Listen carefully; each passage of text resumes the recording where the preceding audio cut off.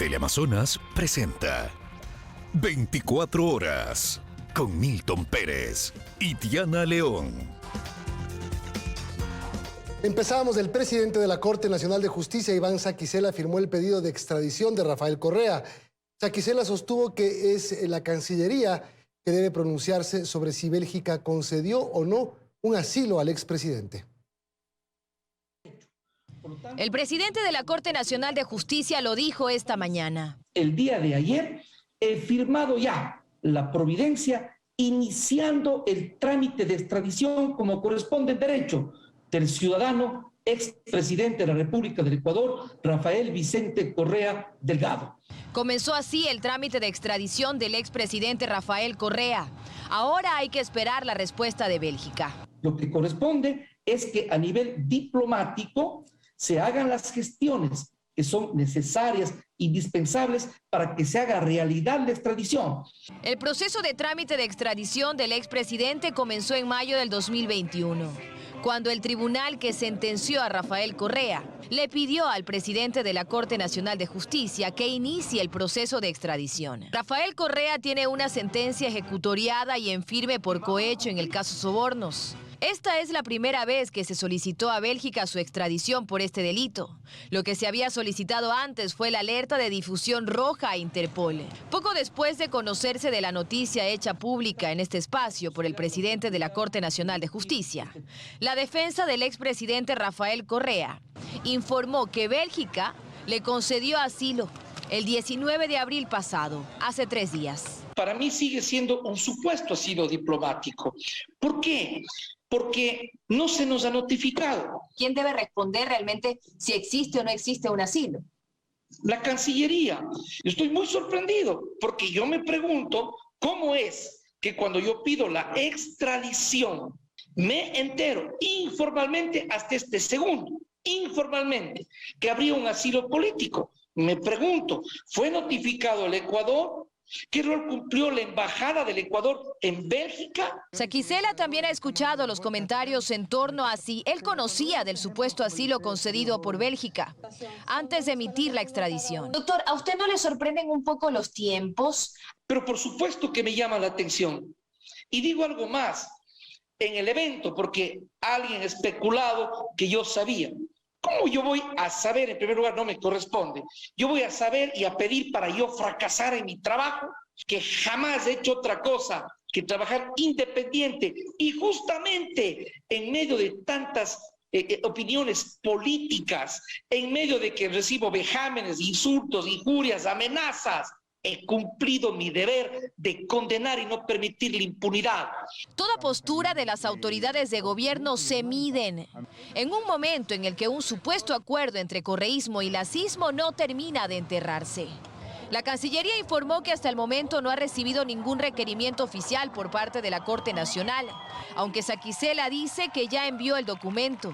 También sostienen desde Cancillería que no han conocido de fuente oficial sobre el asilo. Dayana Monroy, 24 horas.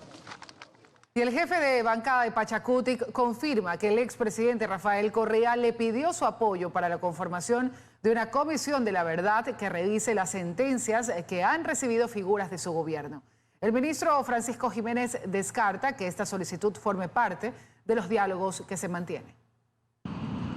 Tal y como hace casi un año, ha vuelto a la discusión la posibilidad que en la Asamblea se conforme una comisión de la verdad.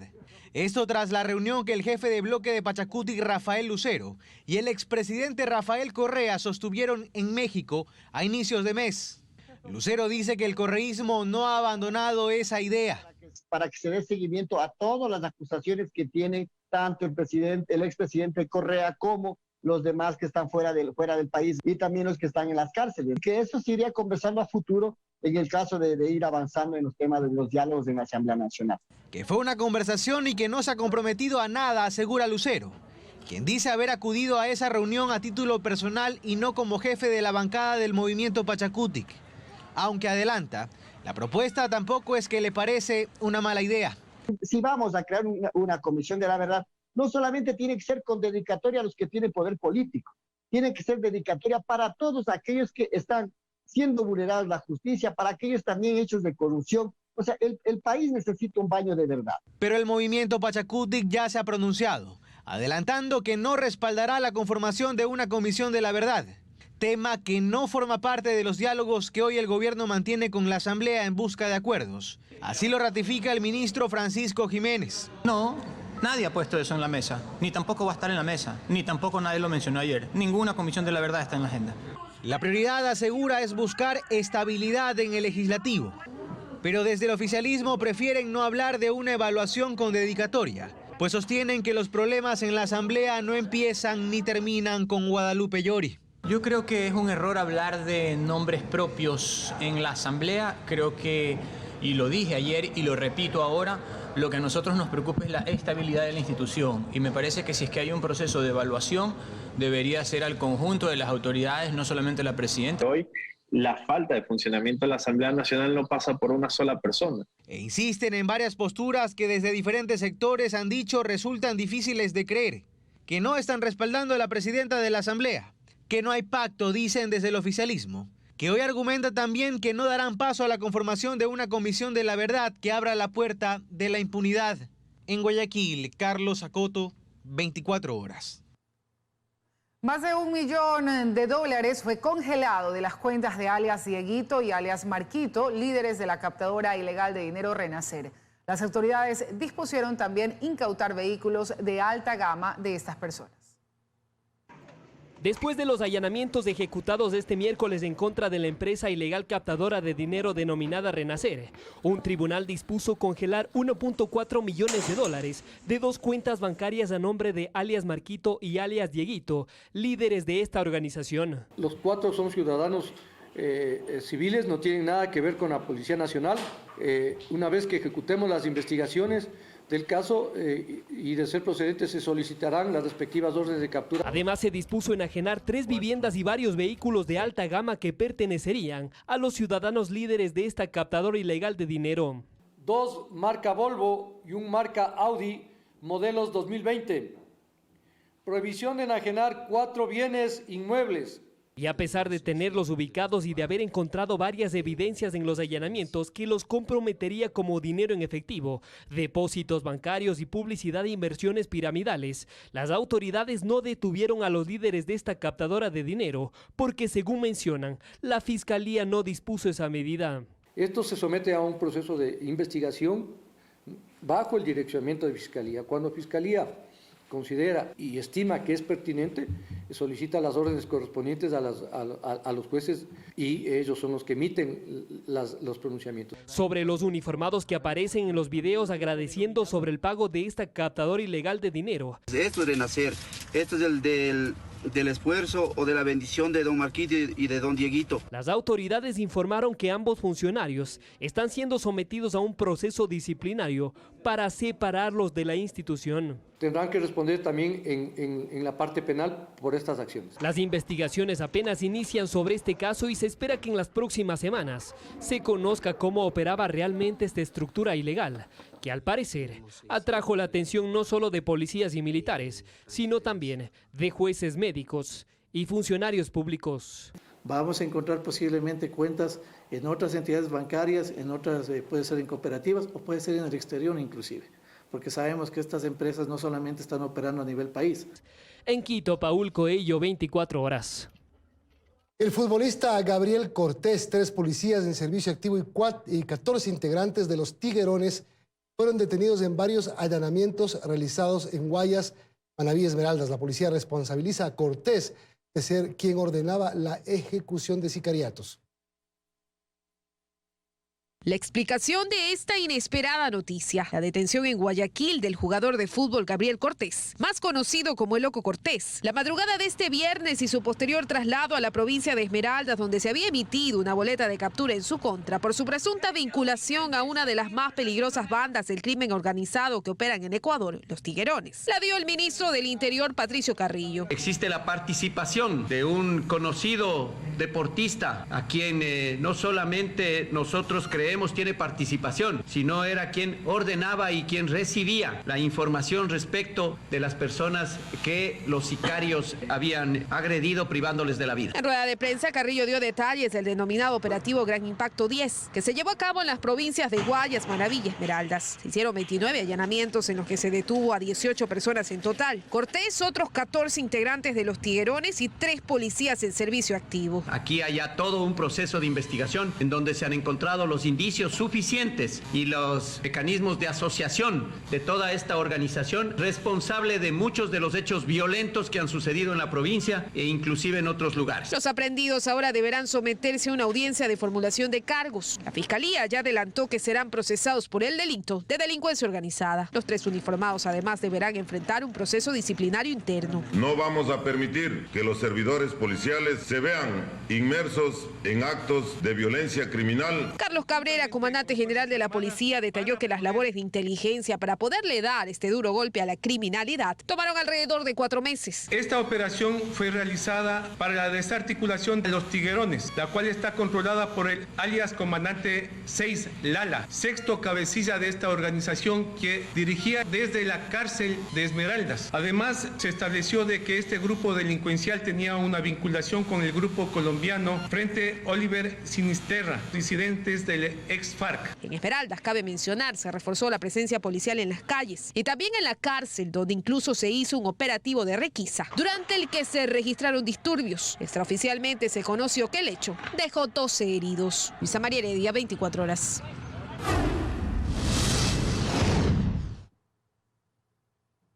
Un juez le concedió el habeas corpus a alias Junior. El integrante de Los Choneros cumplirá arresto domiciliario en El Triunfo. Nos vamos a enlazar en estos momentos con Luisa María Heredia, quien se encuentra en la unidad judicial Albán Borja para más información. Luisa María.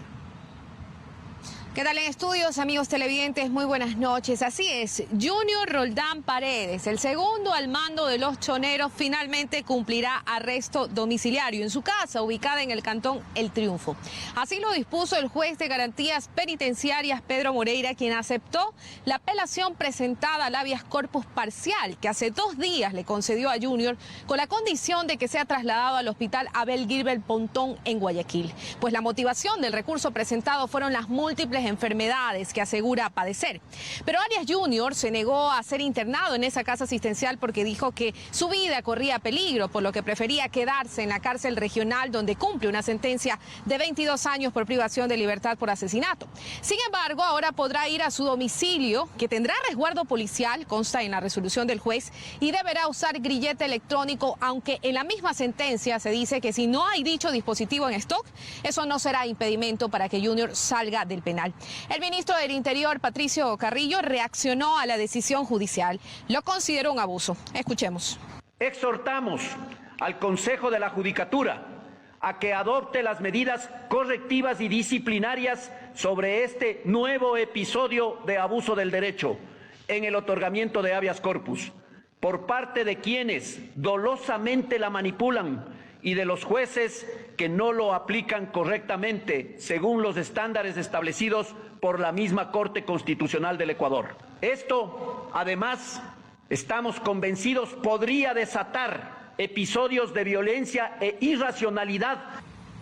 Cabe informarles también que al término de la tarde, en los alrededores del complejo penitenciario de Guayaquil, de donde en las próximas horas deberá salir Junior, se registró una balacera que dejó 1 muerto y 3 heridos. Se presume que sujetos armados merodeaban la zona a la espera de la salida de alias Junior para brindarle resguardo en el traslado hasta su casa, y que individuos de una banda contraria los enfrentaron. Es lo que puedo informarles a esta hora. Continúan ustedes en estudios con más noticias. Muy buenas noches. Gracias, Luisa María, por la información. Vamos a cambiar de tema y vamos a hablar de la ruta a Qatar 2022.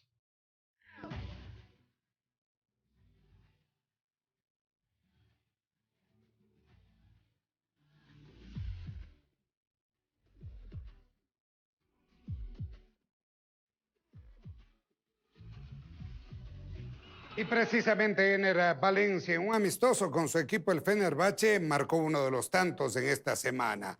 Además, hay otros aspectos que forman parte de la Copa del Mundo Es así como una reconocida agencia internacional de reclutamiento ofrece vacantes de trabajo en Qatar, en la que por supuesto los ecuatorianos también pueden postularse.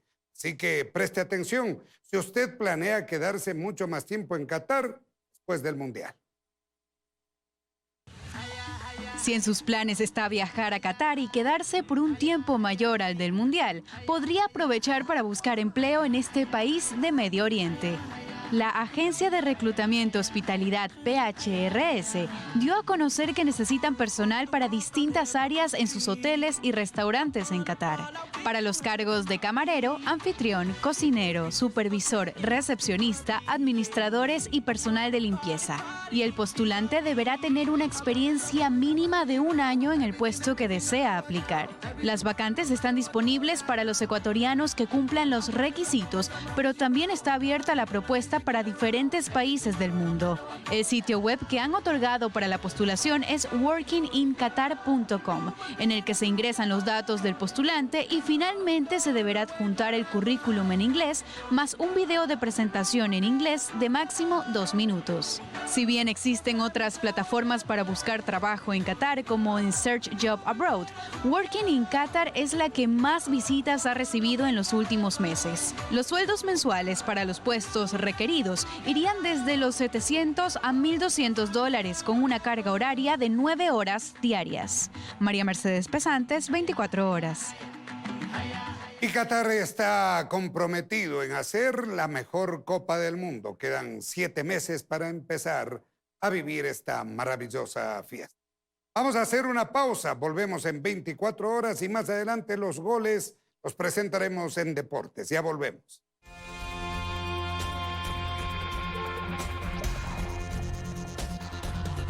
24 horas es retransmitido por EXA 92.5 FM en Quito, una radio de la cadena Democracia.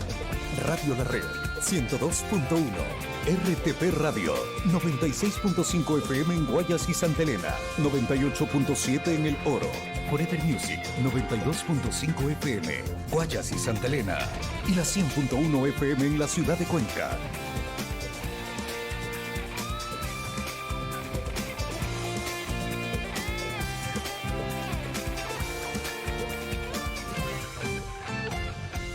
El gobierno ecuatoriano vendió mediante modalidad spot o directa petróleo sin intermediación a mejor precio. Petroecuador busca revalorizar el crudo ecuatoriano mientras se renegocia la deuda con China.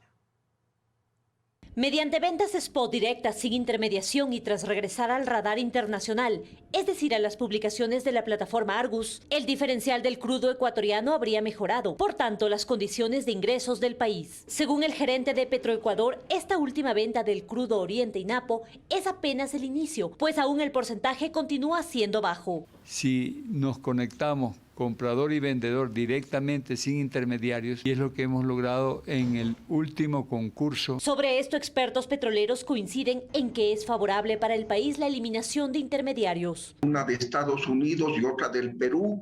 Los premios, es decir, el precio que se paga por nuestro crudo, bastante alto. En los últimos años, solo por la intermediación en la venta de petróleo, según Cedeño, el país habría perdido alrededor de 3.500 millones. El director de la Comisión Petrolera explica cómo funcionan las ventas. En primer lugar, hay que entender que el petróleo es un commodity.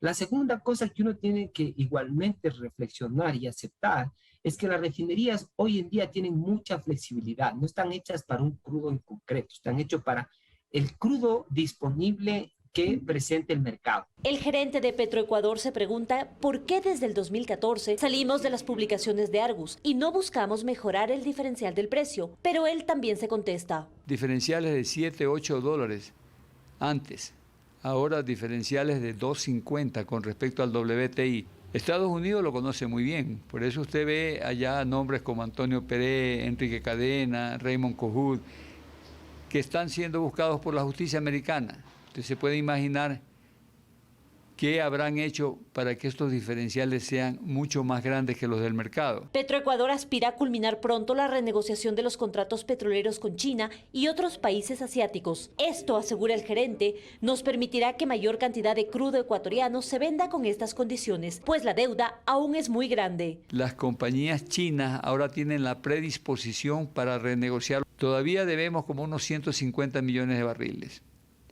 Pero en la renegociación vamos a lograr que esto se extienda en plazo. Actualmente, según Petroecuador, la producción petrolera es de 510.000 barriles de crudo. De estos, 400.000 los produce la estatal Petroecuador y 110.000 empresas privadas. En Quito, María Gracia Costa, 24 horas. Graves daños dejó un aluvión en el cantón Santa Isabel de la provincia de La Suay. Varias viviendas resultaron afectadas por esta situación. Lo inimaginable pasó. Por el río Chantaco, en el cantón Santa Isabel, bajó un aluvión que arrasó con todo a su paso. La zona más afectada es la parroquia Abdón Calderón. Ocurrió la tarde y noche de este jueves. Vino las piedras y ingresaron a la casa y parte de se va en lo que ingresa a la casa, el agua, piedras y todo eso va rompiendo una ventana y llevándose todo. Enormes rocas fueron arrastradas por la creciente. Cerca de una decena de casas y negocios quedaron afectados. Parte de un puente colapsó y la vía hacia La Unión simplemente desapareció. Al momento tenemos 6 viviendas que están afectadas. No existen pérdidas humanas ni heridos. Sin embargo, los daños materiales son cuantiosos. Una persona había estado ahí de curioso, me imagino, ¿no? Y en este colapso él se queda colgado en la estructura. Cientos de personas que viajaban de Cuenca a la provincia del Oro y viceversa se quedaron varados por el cierre de la vía estatal Girón Pasaje. Cerca de las 11 de la mañana, tras las labores de limpieza y una inspección técnica, se habilitó el paso de forma controlada. Hemos visto el socavamiento del río kilómetro abajo, kilómetro arriba y vemos que se divisa, en este caso, villas muy importantes. Se analiza declarar en emergencia la zona de desastre. El vicepresidente de la República llegó al sector más afectado. Los bienes materiales se pueden reconstruir. Tarda tiempo, pero una vida humana no podemos regresarle nuevamente. Este ya se convierte por mucho en el invierno más fuerte de los últimos 30 años en el Azuay. Iván Rodríguez, 24 horas.